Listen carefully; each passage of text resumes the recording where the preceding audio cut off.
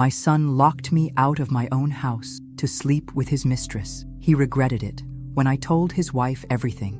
I used to believe that family was the one thing you could always count on. Then I found myself trembling in the freezing cold outside my own home, listening to my son laugh while I begged to be let in. When he finally opened the door the next morning, the look in his eyes wasn't guilt. It was disappointment that his plan had failed. How does a mother survive the ultimate betrayal? And how far would you go to take back what's yours? If you're ready for an emotional roller coaster that will keep you on the edge of your seat until the very end, subscribe to the channel now and leave a comment below telling me where you're watching from. The bitter January wind sliced through my coat as I pounded on my own front door, my knuckles bleeding from the effort. Through the frosted window, I caught my son Christopher in a passionate embrace with a blonde stranger in my living room, drinking the vintage wine Robert and I had saved for our 40th anniversary. "Christopher!" My voice cracked as I banged harder. "I know you can hear me." The music volume surged, deliberately drowning my cries. My phone showed 12 rejected calls, each one a deliberate knife twist. When I pressed my face against the glass, Christopher looked directly at me, smirked, and pulled the curtains shut. "You're just a pathetic old woman," his voice echoed in my memory from weeks earlier. "Nobody listens because nobody cares." 5 months ago, when I invited Christopher, Vanessa, and my 10-year-old grandchildren to move in temporarily, I never imagined it would come to this. After losing Robert to a heart attack 5 years earlier, the house felt too empty. When Christopher lost his job, offering them shelter seemed natural. The shift happened so gradually, I barely noticed. At dinner, Christopher would interrupt me mid-sentence. "Mom, seriously, no one wants to hear about your boring volunteer work." The twins, Emma and Jack, began mimicking him, rolling their eyes whenever I spoke. Vanessa would shoot me apologetic glances, but remained silent. As I huddled against the biting cold, frantically searching for shelter, Christopher's words from a conversation I'd overheard kept replaying in my mind. "The house should have been mine from the beginning. What did she do besides being his wife? When she's gone, everything will finally be where it belongs." I found temporary refuge in our garden shed, curling up between lawn tools and holiday decorations, my tears freezing on my cheeks. As the temperature plummeted to dangerous levels, one thought crystallized in my mind. This wasn't just disrespect. This was the beginning of something far more sinister, and I needed to survive the night to fight back. I survived that frozen night by wrapping myself in old drop cloths, shivering uncontrollably as dawn finally broke. When Vanessa's car pulled into the driveway, I emerged from the shed, my joints stiff and painful. Vanessa gasped when she saw me. "Martha, oh my God, what happened to you?" Before I could answer, Christopher appeared at the door, performing shock with theatrical precision. "Mom, where have you been? We were worried sick." "Were you?" I locked eyes with him, my voice unnaturally calm. "That's strange, considering you saw me through the window last night. What are you talking about?" His voice remained smooth, but his eyes flashed warning. "Mom's confused again," he told Vanessa, loud enough for the neighbors to hear. "Remember how she got lost at the mall last month?" "I never got lost at the mall," I snapped. "See what I mean?" Christopher put his arm around Vanessa. "She doesn't even remember. It's getting worse." That night, I overheard them arguing behind their bedroom door. "She was hypothermic, Christopher. How could you not hear her knocking?" Vanessa demanded. "I told you we were watching a movie with the sound up." "Stop making me the villain here. Mom's been forgetting things, wandering off. She has frostbite on her fingers, which she wouldn't have if she'd remembered to take her key. This is exactly why I'm concerned about her living alone." I silently retreated to my room in my house, and locked the door, pushing a chair under the handle. For the first time in my life, I felt unsafe in my own home. The next morning, Christopher cornered me in the kitchen when Vanessa took the children to school. "That was quite a performance yesterday," he said, his voice eerily pleasant. "But let's get something straight. If you ever try to turn Vanessa against me again, you'll regret it." "Are you threatening me?" I asked, grip tightening on my coffee mug. He laughed. "I'm educating you. Vanessa believes me, the kids believe me. Who would believe a forgetful old woman over her concerned son?" He leaned closer. "The house keys? I took them from your purse at dinner. You never even noticed." As he walked away, whistling, I realized with chilling clarity, this wasn't just about disrespect or inheritance. My son was systematically trying to destroy me. I needed evidence of what Christopher was doing, but I couldn't risk searching his private office in the basement. He always kept it locked. Then opportunity knocked when Christopher's laptop chimed with an email notification while he was in the shower. Hands trembling, I clicked on the message from Steph with the subject line, Martha situation. Chris, attached are the updated papers for the guardianship filing. My friend at Shady Pines confirmed they have an opening next month, so timing is perfect. Once you're appointed as her guardian, we can list the house immediately. The staging company is ready whenever we are. Just make sure to document any episodes of confusion you can find or create. Attached was a legal document titled Petition for Guardianship of Incapacitated Person. My name was already filled in. My hands shook so violently I nearly dropped the laptop. Christopher was planning to have me declared incompetent, seize control of my assets, and ship me off to a nursing home. I quickly forwarded the email to myself, deleted it from his sent folder, and closed the laptop just as the shower stopped. That afternoon, Christopher brought me tea, something he'd never done before.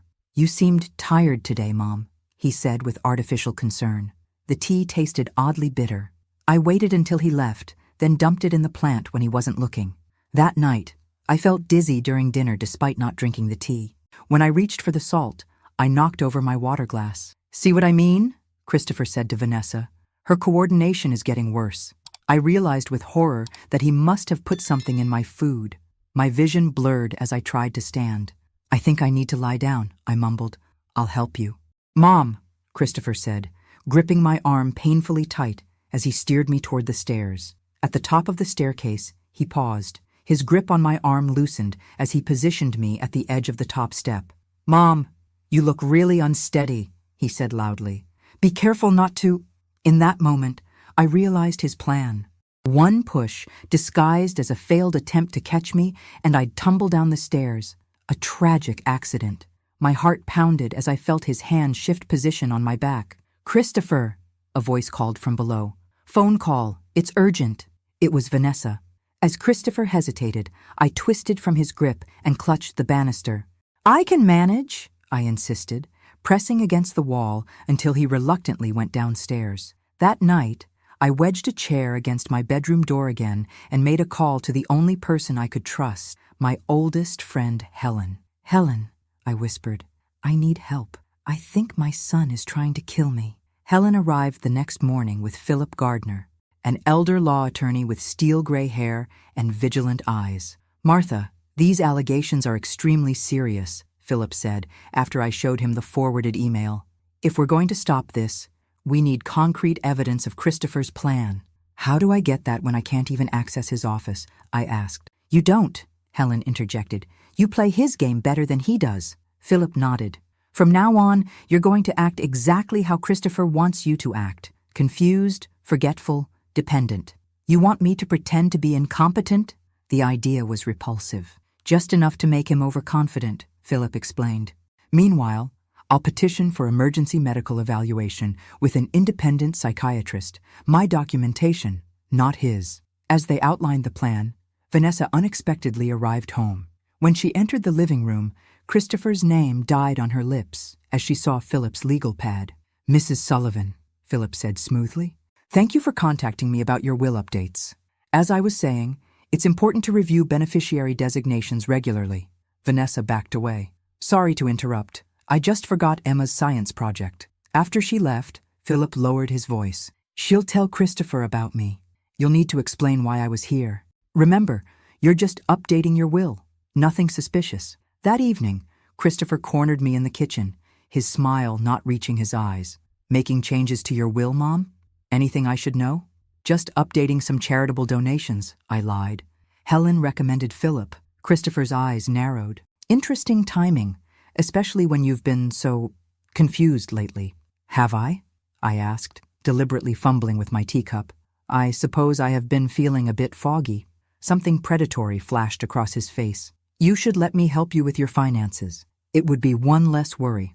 "Maybe you're right," I said, hating every word. "It's just, your father always handled everything." Christopher smiled, squeezing my shoulder with painful pressure. "Don't worry, Mom. I'll take care of everything." That night, I recorded a video on my phone, detailing everything that had happened, including the night locked out and the accidental fall Christopher had attempted to arrange. I ended with the date and a clear statement.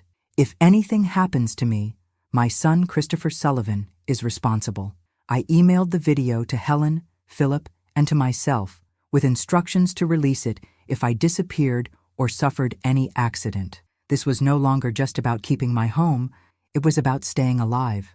The next day, I accidentally left the stove on. I spilled coffee on important mail. I called Christopher by his father's name. Each manufactured slip reinforced the image of declining competence I wanted him to see. After my confused episode at breakfast, Christopher made a phone call I was meant to overhear. "Dr. Harris, yes, the symptoms are progressing faster. I'm concerned about her safety. Yes, next Thursday works perfectly." When he left for his networking lunch, I retrieved the hidden spare key to the basement from inside the hollow leg of Robert's antique desk, a secret Christopher never knew existed. My heart hammered as I unlocked his office door. Inside, manila folders lined his desk, Martha medical records, house appraisal, Shady Pines intake forms. I photographed everything with shaking hands. The final folder contained something unexpected. Printed bank statements showing $83,000 transferred from accounts I never knew existed to someone named Stephanie Reynolds. A noise upstairs sent me scrambling. I quickly locked up and returned the key to its hiding place. That afternoon, I visited a real estate office, claiming to be interested in selling property. When Stephanie Reynolds greeted me, I immediately recognized the blonde woman from that frigid night. "Mrs. Sullivan," she smiled without recognition. "What property were you considering listing?" "Actually," I responded calmly, "I'm interested in the property you've been discussing with my son." Her smile faltered. "Excuse me?" "My house, Ms. Reynolds. The one you and Christopher plan to sell after shipping me to Shady Pines." The color drained from her face. "I don't know what you're—" "Save it," I interrupted, sliding an envelope across her desk. "This contains copies of every document, email, and bank transfer between you and my son. I'm meeting with the police and the state licensing board tomorrow." "You can't prove anything," she hissed, mask of professionalism dropping. "Christopher said you're mentally incompetent." "Am I?" I stood to leave. "Then how did I find everything? You have until tomorrow to return every penny, or I destroy you both." When I arrived home, Vanessa was waiting for me, eyes red from crying. "Martha," she whispered, "I found something in Christopher's things. I think he's planning to hurt you." Before I could respond, a familiar voice spoke from the doorway. "Well, isn't this touching?" Christopher stood there, eyes cold as ice. "Mom, I think it's time we discussed your living arrangements. Permanently." Christopher's face contorted with rage as he slammed the front door behind him. "I always knew you'd be a problem," he snarled at Vanessa. "Christopher, what have you done?" Vanessa backed away, positioning herself protectively in front of me. He laughed, a hollow, frightening sound. "What have I done? I've spent 3 years planning our future while you whined about saving pennies." He pulled out his phone. "Steph, it's happening now. Bring the papers. Emergency situation." "Who's Steph?" Vanessa demanded. "My business partner," Christopher replied coldly. "And significantly better company than either of you." I stepped forward. "She's also the woman you locked me out for, the blonde from the real estate office." Vanessa's eyes widened. "You did what?" "Oh, Mother didn't tell you?" Christopher's smile was vicious. "She spent a night in the shed. Character building, I'd say." Vanessa lunged at him, but Christopher caught her wrist, twisting until she cried out, "Don't test me, Vanessa, not now." "Let her go," I said, my voice steadier than I felt. To my surprise, he did, pushing her roughly toward me. "Sit down, both of you. Dr. Harris will be here in 20 minutes for an emergency psychiatric evaluation. After he finds Mom incompetent, which he will, I'll be appointed her guardian tonight." "You can't do this," Vanessa whispered. "I already have." He pulled documents from his briefcase. "Everything's prepared. Judge Wilson owes me a favor. He'll sign the guardianship papers immediately." "The children," Vanessa began, "are at school until 4. By then, Mother will be on her way to Shady Pines, and you'll be packing." He checked his watch. "You have 30 seconds to decide. Cooperate and keep visitation rights with your kids, or fight me and lose everything." My mind raced. Philip and Helen wouldn't arrive for hours. Dr. Harris was clearly in Christopher's pocket. We needed time. "Christopher," I said quietly, There's something you should know before you do this. His eyebrow raised. A deathbed confession, Mother? Your father's life insurance policy, the real one. His expression flickered. What are you talking about? Robert left $300,000 in a secondary policy. It matures next month on my 60th birthday. I was lying desperately. The paperwork is in my safe deposit box. Christopher's eyes glittered with greed. You're making this up. Why would I? You're about to have me committed. This is my last chance to tell you about your inheritance. He hesitated, just as the doorbell rang. Through the window, I saw the blonde from the real estate office, standing beside an older man with a medical bag. Christopher smiled triumphantly. Too late for negotiations, Mother. Your time's up. Christopher opened the door to reveal Stephanie and a thin man with cold eyes behind wire-rimmed glasses. Dr. Harris, thank you for coming on such short notice, Christopher said smoothly. As you can see, my mother is becoming extremely paranoid and combative. Dr. Harris barely glanced at me. Family-instigated emergencies are unfortunately common with dementia patients. I'm not your patient, I said firmly. Denial is also typical, he replied, opening his medical bag. Let's make this quick. The facility is expecting her within the hour. I looked at Vanessa, silently pleading. She stood, placing herself between me and Dr. Harris. I'm calling the police, she announced. Christopher grabbed her phone, smashing it against the wall. Stay out of this if you want to see your children again. In that moment, the twins burst through the front door, home early from their half-day at school. Dad? Jack froze, taking in the scene. Emma, always more perceptive, rushed to my side. What's happening? Why is Grandma crying? Your grandmother is very sick, Stephanie interjected smoothly. These nice men are going to take her somewhere to get better. I'm not sick, I told my grandchildren, looking directly into their eyes. They want to take away our home. She's confused, Christopher insisted, grabbing Emma's arm to pull her away. Let go, you're hurting me, Emma cried out. What happened next unfolded in seconds. Jack, protecting his sister, kicked Christopher hard in the shin. Christopher shoved him, sending the boy crashing into the coffee table. Don't touch my son, Vanessa screamed, lunging at Christopher. In the chaos, nobody noticed Emma slip away until flashing lights illuminated the windows. 2 police officers appeared at the still-open door, Emma clutching the hand of one of them. Officers, Christopher began confidently, my mother is experiencing a psychiatric emergency. That's not what the young lady told us, the female officer interrupted, her hand resting on her holster. She said her father was trying to kidnap her grandmother. That's ridiculous, Dr. Harris protested. The male officer eyed him. And you are? Dr. Harris, I'm here to perform an emergency psychiatric evaluation. May I see your medical license and the court order authorizing this evaluation? The officer asked. A deadly silence fell over the room as Christopher and Dr. Harris exchanged panicked glances. That's what I thought, the officer said, reaching for his handcuffs. Everyone stay exactly where you are. The police separated everyone for questioning, taking Christopher and Stephanie to different patrol cars while an officer spoke with Dr. Harris on the porch. I sat in the kitchen with the female officer, Vanessa, and the twins beside me. Mrs. Sullivan, the officer said, your granddaughter claims your son was attempting to have you committed against your will. I nodded, pulling out my phone. It's all documented.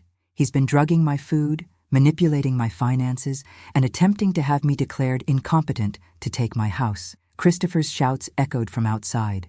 This is a family matter. She's having delusions. The front door burst open as Philip and Helen arrived, exactly when we needed them most. Officers, I'm Philip Gardner, Mrs. Sullivan's attorney, he announced, presenting his credentials. I've filed for protective orders against Christopher Sullivan and have documentation of his financial exploitation. The male officer returned, looking grim. Dr. Harris has no hospital privileges anywhere in the state, and the commitment papers are fraudulent. The nursing home has never heard of Mrs. Sullivan. Through the window, I watched Christopher's face contort with rage as he realized his plan was collapsing. He suddenly lunged at the officer, shoving him aside and bolting toward the house. He's going for the basement, I yelled, remembering the documents. 2 officers tackled Christopher on the front lawn. As they handcuffed him, he screamed accusations. She's manipulating all of you. The house should have been mine. Dad promised me. Stephanie attempted to slip away during the commotion. But Helen, of all people, stuck out her cane, sending the younger woman sprawling across the driveway. Oops, Helen said with savage satisfaction. Senior moment. As the officers led Christopher away, he locked eyes with me one last time. This isn't over, he hissed. Actually, it is, I replied, my voice steady. The emails, the drugged tea, the falsified documents, it's all evidence now. Something in my calm confidence made him finally realize the truth. I had outplayed him at every turn.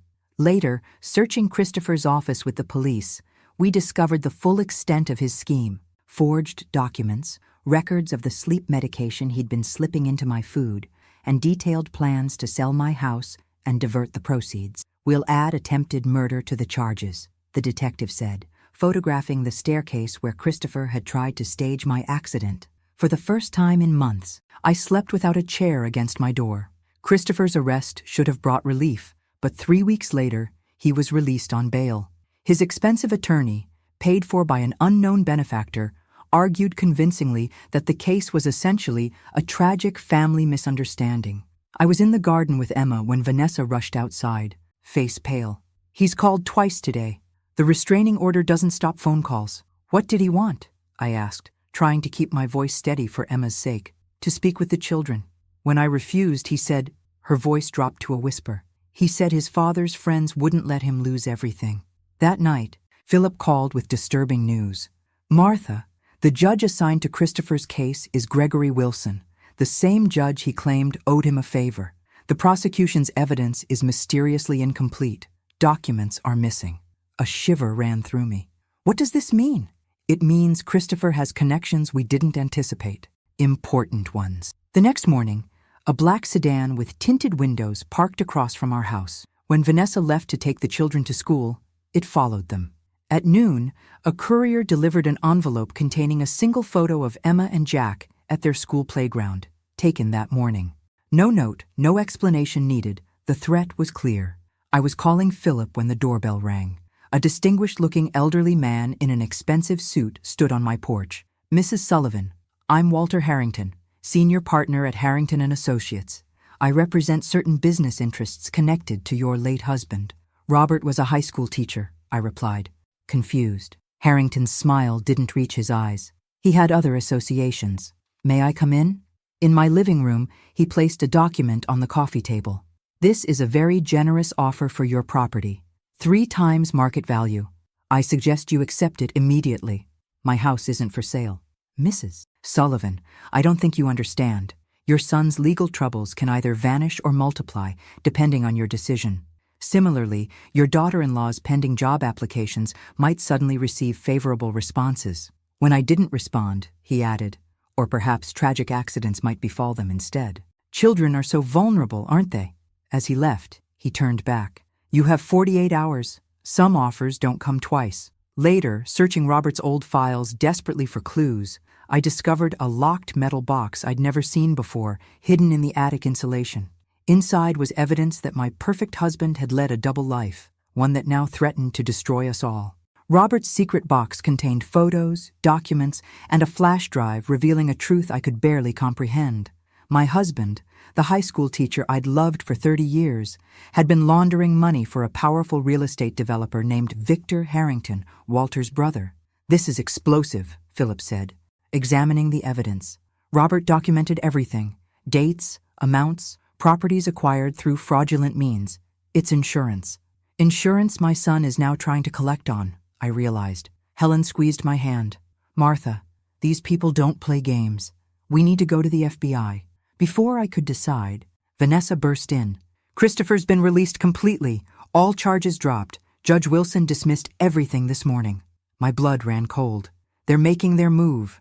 That night, I made the hardest decision of my life. I sent Vanessa and the children to stay with Helen's sister in another state, then contacted FBI agent Diane Martinez, who specialized in financial crimes. Mrs. Sullivan, if what you're saying is true, this evidence could bring down one of the largest real estate fraud operations in the state, she said after reviewing Robert's files. But we'll need your cooperation for something potentially dangerous. The next day, Walter Harrington returned with Christopher beside him, smug confidence radiating from both men. Mother, you're being unreasonable, Christopher said. This generous offer solves everyone's problems. I want to hear more details, I replied. pressing the record button on the hidden device Agent Martinez had provided, especially about what Robert was involved in. Walter smiled coldly. Smart woman, your husband moved certain funds through untraceable channels. Christopher has inherited his father's talents. And if I don't sell? Christopher leaned forward. Remember what happened to Helen's nephew last year? The car accident that wasn't really an accident? That could be Vanessa, or Emma, or Jack. You'd threaten your own children? I whispered. His smile chilled me to the bone. They're just leverage, Mother. Always were.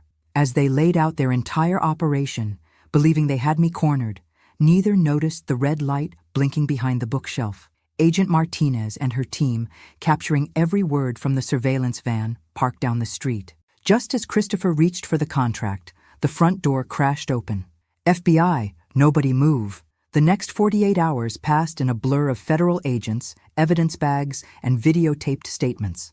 The Harrington criminal enterprise began to collapse like a house of cards, with over 30 arrests across 3 states. Victor Harrington, the organization's head, was apprehended trying to board a private jet to a non-extradition country. Christopher, facing decades in prison, turned on his co-conspirators immediately, offering information in exchange for leniency. Your son has provided valuable intelligence, Agent Martinez informed me as we sat in her office reviewing my statement. But given the nature of his crimes against you, the best he can hope for is a reduced sentence. And Robert? I asked quietly. How deeply was he involved? Martinez slid a file across her desk. Your husband began as an unwitting participant. Victor Harrington approached him about tutoring his son, then slowly pulled him into their operation. The evidence suggests Robert tried to get out 4 years before his death. The heart attack, I whispered. We believe it may not have been natural causes, she replied gently. The timeline coincides with his apparent decision to compile evidence against the organization. I closed my eyes, absorbing this final betrayal. He never told me any of it. He was protecting you, Martha, Helen said from beside me. The box was hidden where only you would eventually find it. As we left FBI headquarters, Christopher was being led to a transport vehicle.